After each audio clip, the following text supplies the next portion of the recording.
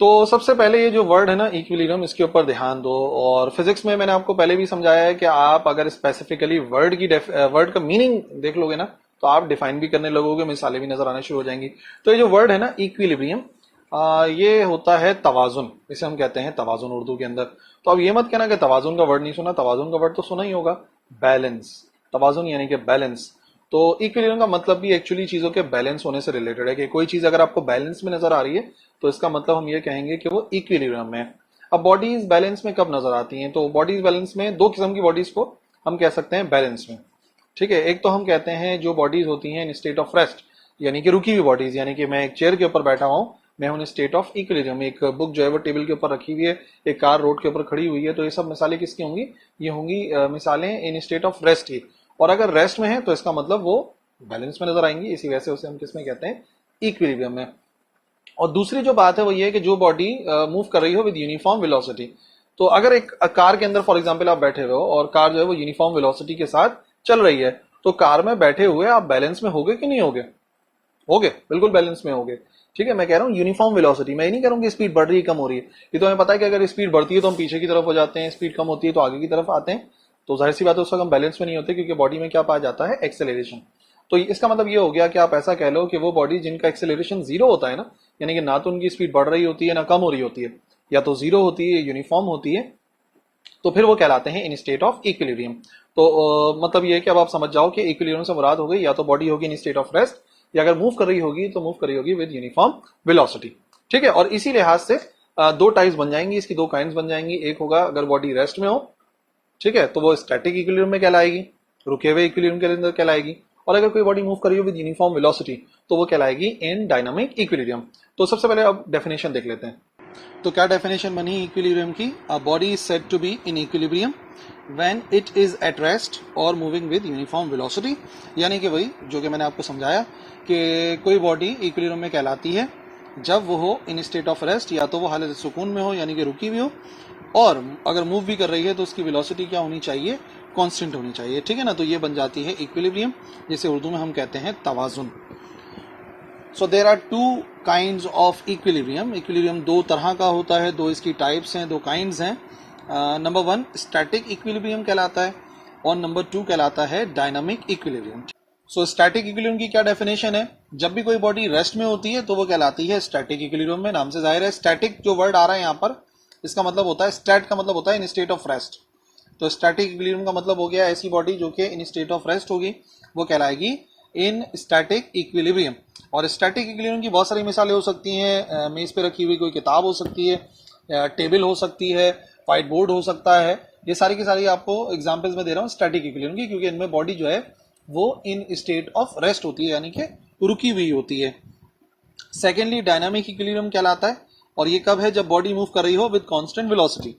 अगर कभी भी कोई बॉडी मूव करती है विद कांस्टेंट वेलोसिटी तो उसको कहा जाता है इन डायनामिक इक्विलिब्रियम। और डायनामिक जो है वो मोशन से ही, ये जो वर्ड है इसको आप ध्यान में बिठा लो कि ये इन स्टेट ऑफ मोशन के लिए ही इस्तेमाल होता है। सो डायनामिक इक्विलिब्रियम से मुराद हो जाएगी वो बॉडी जो कि मूव कर रही हो with constant velocity. For example एक कार रोड के ऊपर चल रही है विद कांस्टेंट वेलोसिटी, एक शख्स पैराशूट पहन के मूव कर रहा है तो वो भी कांस्टेंट स्पीड के साथ मूव करता है, तो वो किस में कहलाएगा? वो कहलाएगा डायनामिक इक्विलिब्रियम। तो कोई भी बॉडी जो कि कांस्टेंट वेलोसिटी के साथ मूव करती है वो कहलाती है इन डायनामिक इक्विलिब्रियम।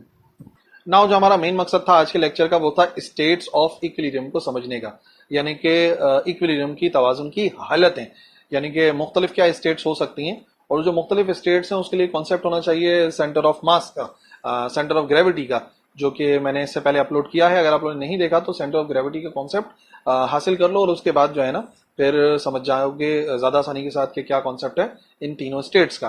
तो देखो, सबसे पहले हम एक ऐसी बॉडी की बात करते हैं जिसे हम देखेंगे वो इक्विलिब्रियम में है, ठीक है, और फिर हम उसे स्लाइटली डिस्टर्ब करें, यानी कि हम उसके ऊपर थोड़ी सी फोर्स अप्लाई करें, और जैसे ही हम वो फोर्स रिमूव करें अगर तो वो बॉडी अपनी ओरिजिनल हालत में वापस आ जाए। ठीक है ना, एक बॉडी इक्विलिब्रियम में थी, रुकी हुई थी, कोई भी मिसाल हो सकती है, भी हम प्रैक्टिकली भी देखेंगे।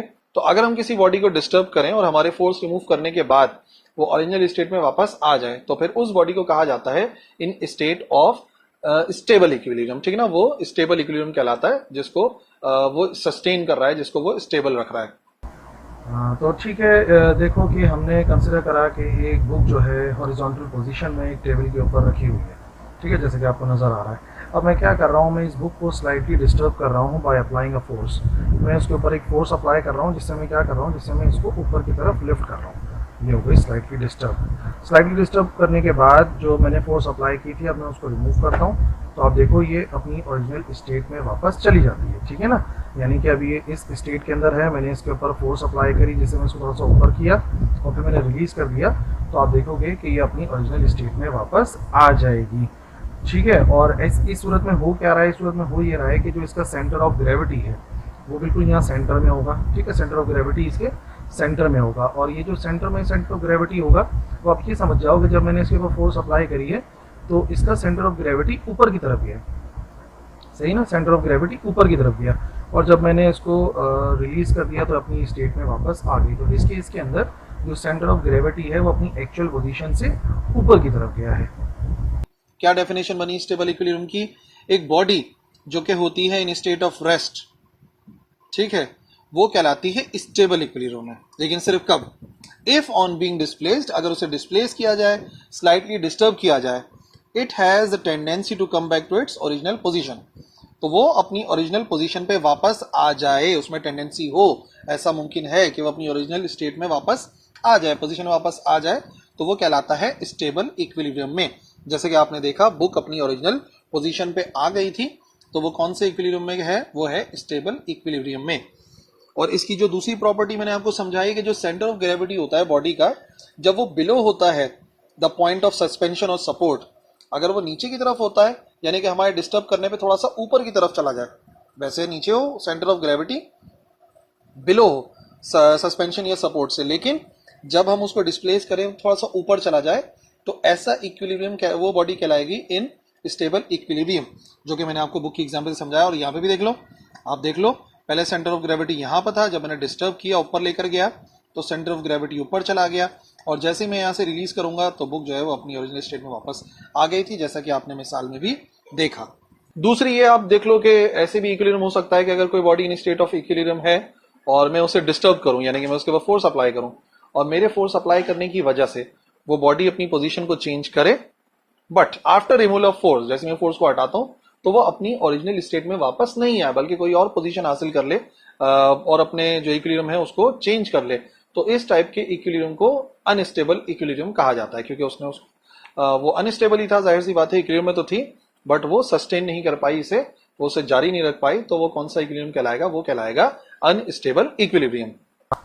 नाउ कंसिडर कर लेते हैं कि एक पेन या मार्कर कुछ है अपनी वर्टिकल पोजीशन में रखा हुआ है, और आप क्लियरली देख सकते हो कि ये इन स्टेट ऑफ इक्विलिब्रियम है, इन स्टेट ऑफ रेस्ट नज़र आ रहा है। अब मैं इसको स्लाइटली डिस्टर्ब करता हूँ, ठीक है। तो अगर मैं इसको स्लाइटली डिस्टर्ब करता हूँ, मैं इसके ऊपर एक फोर्स अप्लाई करूँगा, स्लाइटली डिस्टर्ब करूँगा, तो आप देखोगे नतीजे में क्या नज़र आएगा कि ये नीचे की तरफ गिर जाएगा, ठीक है। यानी कि अपनी ओरिजिनल स्टेट में वापस नहीं आया, यानी कि मार्कर को मैंने रखा, ठीक है, देख लो सीधा सीधा नजर आ रहा है कि ये इन स्टेट ऑफ इक्विलिब्रियम है। अब जैसे ही मैं इसके ऊपर फोर्स अप्लाई करता हूँ, स्लाइटली डिस्टर्ब करता हूँ, तो ये अपनी ओरिजिनल स्टेट में वापस नहीं आ रहा, बल्कि वो नीचे की तरफ गिर रहा है, ठीक है ना। तो ये देख लो कि इस केस के अंदर जो मार्कर था अपनी ओरिजिनल स्टेट में वापस नहीं आ रहा। और दूसरी बात ये कि अभी इसका सेंटर ऑफ ग्रेविटी यहाँ है, सेंटर में है, और मेरे स्लाइटली डिस्टर्ब करने की वजह से जो इसका सेंटर ऑफ ग्रेविटी है वो थोड़ा सा कहाँ हो जाता है, नीचे की तरफ हो जाता है जब मैं डिस्टर्ब करता हूँ। तो बुक वाले केस में सेंटर ऑफ ग्रेविटी ऊपर की तरफ जा रहा था, और यहाँ पर इसका सेंटर ऑफ ग्रेविटी जो कि एक्चुअली कहाँ होगा, इसके सेंटर में मेरे फोर्स अप्लाई करने की वजह से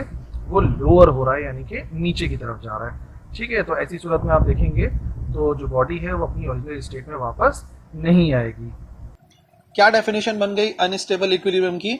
तो अनस्टेबल इक्विलिब्रियम वो होगा कि if a body on displacement topples over, ठीक है ना, वो गिर जाए, हम डिस्प्लेस कराएं बॉडी को और वो ऑक्यूपाई कर ले कोई नई पोजीशन हासिल कर ले, जैसे कि मार्कर ने हासिल करी थी, तो ऐसी सूरत में वो इक्विलिब्रियम कहलाता है अनस्टेबल इक्विलिब्रियम। यही डेफिनेशन आप याद करोगे। टॉपल्स ओवर, जैसे कि आपने देखा बार बार मार्कर गिर रहा था, या फिर अगर वो नीचे नहीं भी गिर रहा था तो वो एक नई पोजीशन ऑक्यूपाई कर ले, तो ऐसा इक्विलिब्रियम कहलाएगा unstable equilibrium. Centre of gravity के लिहाज से इस कंडीशन के अंदर जो सेंटर ऑफ ग्रेविटी है वो लाई करता है above the point of suspension, ठीक है ना, थोड़ा सा ऊपर को होता है पॉइंट ऑफ सस्पेंशन से, या जो सपोर्ट है, जैसे कि जो टेबल के ऊपर मैंने रखा हुआ था मार्कर, तो सपोर्ट टेबल थी, टेबल नीचे थी, सेंटर ऑफ ग्रेविटी ऊपर था, ऊपर लाई कर रहा था, तो आप देख सकते हो कि जैसे ही हमने उसको डिस्टर्ब करा तो उसने नई पोजीशन को हासिल कर लिया, अपनी ओरिजिनल स्टेट में वापस नहीं आई। तो ऐसा इक्विलिब्रियम क्या कहलाएगा? ऐसा इक्विलिब्रियम कहलाता है अनस्टेबल इक्विलिब्रियम, जो कि इस तरीके का था कि पेंसिल अगर स्टैंडिंग पोजीशन में तो सेंटर ऑफ ग्रेविटी यहाँ कहीं पर था, हमने डिस्टर्ब करा तो ये जो है वो इस तरीके से वर्टिकली गिर जाएगी, और जब गिर जाएगी तो नई पोजीशन हासिल कर ली, ये हो गया अनस्टेबल इक्विलिब्रियम। और तीसरे नंबर पर जो इक्विलिब्रियम है वो कहलाता है न्यूट्रल इक्विलिब्रियम। और नाम से जाहिर है न्यूट्रल यानी कि दरमियाना। इस इक्विलिब्रियम की बात यह है कि हम उसके ऊपर अगर किसी बॉडी पर जो इक्विलिब्रियम के अंदर है हम उसके ऊपर फोर्स अप्लाई करें तो हमारे फोर्स अप्लाई करने की वजह से वो अपनी पोजीशन को चेंज करे, लेकिन कोई नई पोजीशन ऑक्यूपाई कर ले, ठीक है ना, कोई नई पोजीशन ऑक्यूपाई कर ले। या हम इस तरह से भी कहते हैं कि वो अपनी इक्विलिब्रियम में थी, हमने उसे डिस्टर्ब करा, तो वो अगर अपनी ओरिजिनल स्टेट में आ भी सकती है और नहीं भी आ सकती, ठीक है ना, मे और may not come to its back to its original position.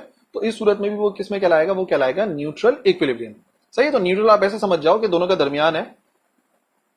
इस टेबल के अंदर नई स्टेट हासिल कर रहा था, पुरानी स्टेट पे वापस आ रहा था, अनस्टेबल में नई स्टेट हासिल कर रहा था, और यहां पर क्या होगा कि यहां पर वो अपनी पोजीशन को चेंज करेगा और नई इक्विलिब्रियम की स्टेट हासिल कर लेगा। ठीक है, फाइनल एग्जांपल जो है वो एक बॉल की एग्जांपल है। फॉर एग्जांपल एक बॉल जो है वो रखी हुई इन स्टेट ऑफ इक्विलिब्रियम, आप उसको क्लियरली देख सकते हो कि ये इन स्टेट ऑफ इक्विलिब्रियम है। अब मैं इसके ऊपर फोर्स अप्लाई करता हूँ और मैं इसे स्लाइटली डिस्टर्ब करता हूँ, तो जैसे ही मैं इसे स्लाइटली डिस्टर्ब करूंगा, ठीक है ना, स्लाइटली मैं डिस्टर्ब कर रहा हूँ, तो आप देखोगे कि ये क्या कर रहा है, ये एक नई स्टेट हासिल कर रहा है। जैसे ही हम डिस्टर्ब करेंगे, अगर यहाँ से फॉर एग्जाम्पल फोर्स अप्लाई करी तो ये अपनी एक नई पोजीशन ऑक्यूपाई कर लेगा, ठीक है, यहाँ से एक नई पोजीशन इसने ऑक्यूपाई कर ली, फॉर एग्जांपल इस जगह पर आके नई पोजीशन ऑक्यूपाई कर ली। तो अब क्या है कि ये ओरिजिनल स्टेट में वापस आ भी सकता है, नहीं भी आ सकता, ठीक है ना। इसी वजह से इसको न्यूट्रल इक्विलिब्रियम कहते हैं कि ये अपनी ओरिजिनल स्टेट में वापस आ भी सकता है, नहीं भी आ सकता। मैं स्लाइटली डिस्टर्ब करा और ये एक पोजीशन पर आके जो है वो रुक गया, फॉर एग्जाम्पल ये ओरिजिनल स्टेट में आ भी सकता है, नहीं भी आ सकता, ठीक है ना। अच्छा, अब अगर सेंटर ऑफ ग्रेविटी के लिहाज से बताऊं तो देखो इसका सेंटर ऑफ ग्रेविटी कहाँ अप्लाई करता है? इसके सेंटर में। अगर आप यहाँ से देखो तो आप देखोगे इसका सेंटर ऑफ ग्रेविटी कहाँ लाई कर रहा है? इसका सेंटर ऑफ ग्रेविटी लाई कर रहा है इसके सेंटर में, ठीक है ना, यहाँ कहीं पर, इस जगह पर। अब अगर हम फोर्स अप्लाई करते हैं तो आप देखोगे ये मूव करते करते अगर इस पॉइंट तक भी पहुँचता है तो अभी भी क्या होगा, इसका सेंटर ऑफ ग्रेविटी उसी पॉइंट पर है, यानी कि मेरे फोर्स अप्लाई करने की वजह से, मेरी डिस्टर्ब करने की वजह से ना तो सेंटर ऑफ ग्रेविटी ऊपर गया, ना ही सेंटर ऑफ ग्रेविटी नीचे गया। ऊपर जो जा रहा था वो जा रहा था कौन से? स्टेबल इक्विलिब्रियम में। नीचे जो जा रहा था पेन वाली एग्जांपल में वो था अनस्टेबल में। और ये क्योंकि सेम लाइन में रहा तो ये कौन सा इक्विलिब्रियम कहलाएगा? ये कहलाएगा न्यूट्रल इक्विलिब्रियम। तो हमारे पास तीनों टाइप की इक्विलिब्रियम की एग्जांपल हो सकती है। सबसे पहले स्टेबल इक्विलिब्रियम जो कि हम देख सकते हैं बुक की सूरत में था। अनस्टेबल इक्विलिब्रियम जो कि हमें मिला था एक वर्टिकल मार्कर या पेन की सूरत में। और तीसरा जो हमें मिल रहा है न्यूट्रल इक्विलिब्रियम, वो हमें मिल रहा है कि भी रोलिंग बॉल वगैरह है जो कि रोल कर सकती है, ये न्यूट्रल इक्विलिब्रियम की एग्जांपल है। क्या डेफिनेशन बनती है न्यूट्रल इक्विलिब्रियम की?